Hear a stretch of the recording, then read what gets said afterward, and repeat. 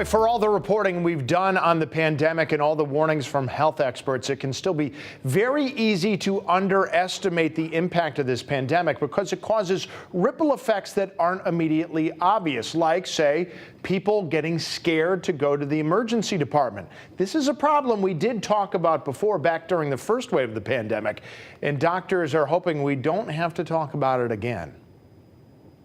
It's very important for people to understand that we cannot stop seeking health care to the extent where, and we saw what we saw during the February, March, April, and May months. People sat at home and didn't seek care. That's the message from Dr. Reggie Eady, the president and CEO of Trinity Health of New England.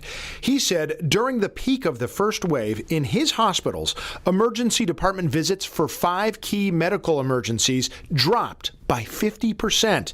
And it's not because people miraculously stopped getting sick. What was happening? Where did the heart attacks go? Where did the strokes go? The kidney failure, the appendicitis? Where did it go? Well, we now know it didn't go anywhere. It was at home, and people were suffering. The National Center for Health Statistics estimated that even after you account for known COVID deaths, still tens of thousands more people have died this year than in an average year. Why? Well, we don't know for sure, but there could be a lot of unknown COVID deaths from the first few months of the pandemic, and also a lot of excess deaths from people getting medical help for emergencies way too late. You have to interact with healthcare systems because we are seeing people who have experienced delayed diagnoses and treatment, and unfortunately the outcomes are not as good as they should have been.